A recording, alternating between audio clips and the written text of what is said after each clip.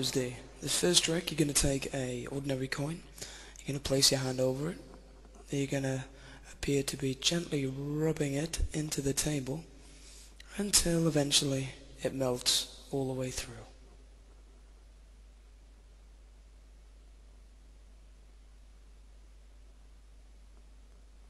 Now this trick uses a technique called lapping. I'm going to use a poker chip so you can see it a bit clearly. Now, with every rotate of your hand, you're going to move the chip back slightly, and you're going to keep doing it. Although this looks innocent from the front, you're going to keep doing it all the way until it drops into your lap, hence lapping.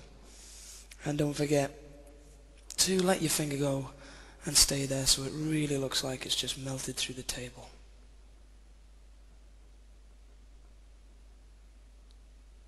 This is the flick switch. You take a black and white joker out of any pack, take an empty hand, run it over, and turn it into color, just like so. And we're going to see it again here, and you can just do it with a flick. Ta-da! It's color.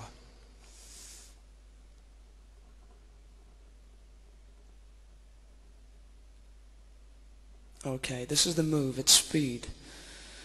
It's your bottom two fingers that are holding the card are going to bring it back slowly and hide it horizontally behind the front card. Although that looks fairly obvious from the front and from angles, you can't see it. So at speed, the flick trick. Keep practicing.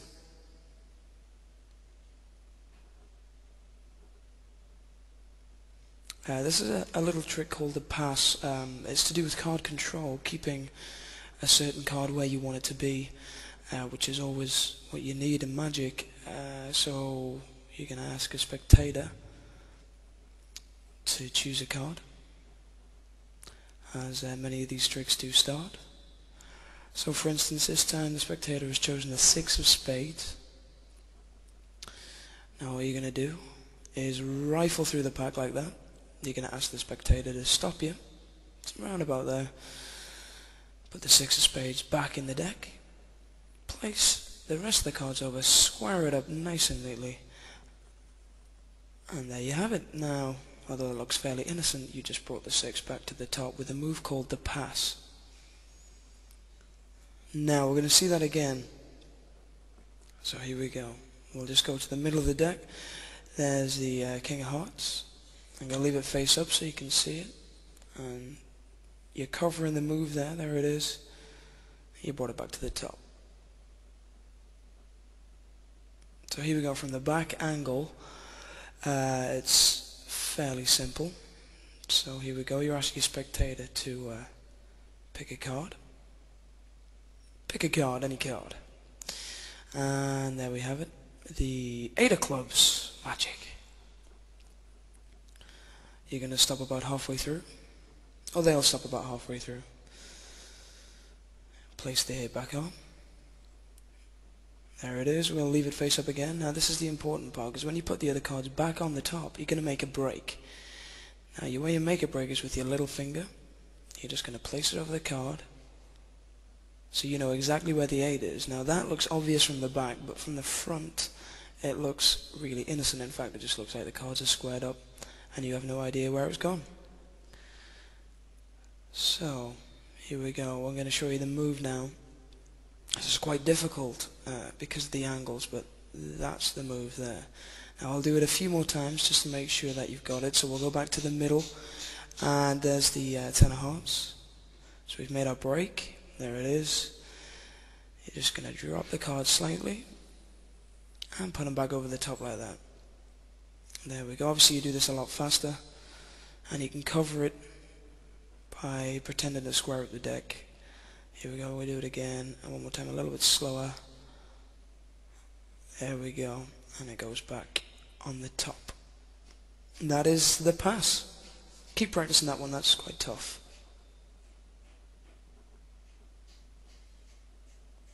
Okay, this is a card force. It's a really one of the first things you'll learn.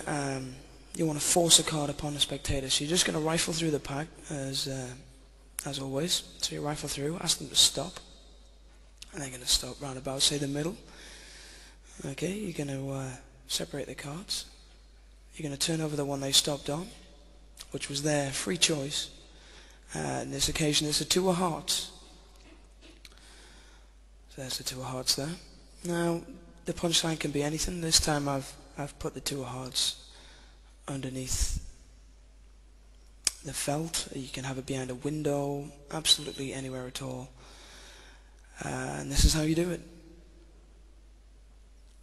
Okay, so how did I know it was going to be the 2 of hearts, and how did I do it? Well, all I did was figure out which card I wanted to use and put it on the bottom. There's the 2 there. Now, in order to make it look innocent and you haven't prepared the deck, we're going to shuffle the deck because you want it to get it on top. So the way you do that is like that. Now we'll do that a bit slower there. All you're going to do is a regular shuffle, but we're just going to take one card right at the beginning. That's your 2 of hearts, and that brings it to the top quite neatly. So you have the card on the top. You can do any type of shuffles. As long as you know where it is, you can make that pile finish last and do the old overhand shuffle, and it's still on the top there. So I'm just going to do that a few more times so you can really get to grips with it, and just see the move at speed a couple of times and how fast you're going to need to do it.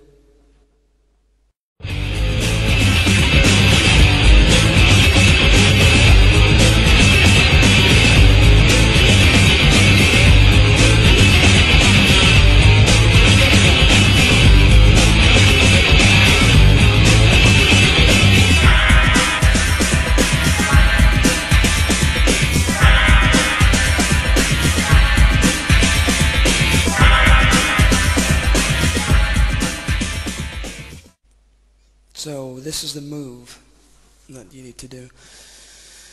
Okay, so you have your 2 of hearts prepared on top, or whatever card you'd like to use. You're going to take your thumb, place it on the top of the pack, rifle through. Now this is the move here. What you're going to do, when you take the top cards away, you're going to use your thumb to slip off the 2 of hearts and put it on their pile, on the card they stopped on. Now we're going to do that again. Like that, here it goes there. Now that was medium speed, but you're going to need to do it a little bit faster than that. We'll just turn it over just so you can see it here. So here we go, rifle through, use your thumb and slip it off, and there it is, the card that they will pick, just like magic. Okay, this is the French drop. It's a really, really basic coin vanish. You take a coin, you take it in your other hand, and wow, it's gone. I must be a guru. There we go. So the way you do the French drop is quite simple. You're going to show the coin, you're going to put your thumb in and take it off. Now that was at speed, you can see it's in my hand there. We're going to do it again. This time I'm going to explain how you did it there. So you put your thumb under. You're going to move your thumb slightly back and let it drop into your palm. So we'll do it again. I'll do it a few more times just so you can get it. Yeah, that time was a bit rubbish. We'll do it again. Here we go. It's actually tougher to do slower than it is to do fast. There we go. It's a bit faster.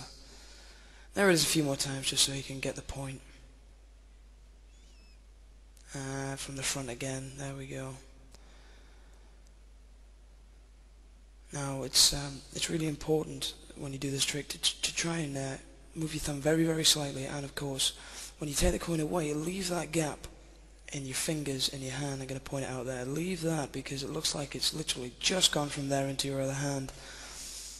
It's a good convincer.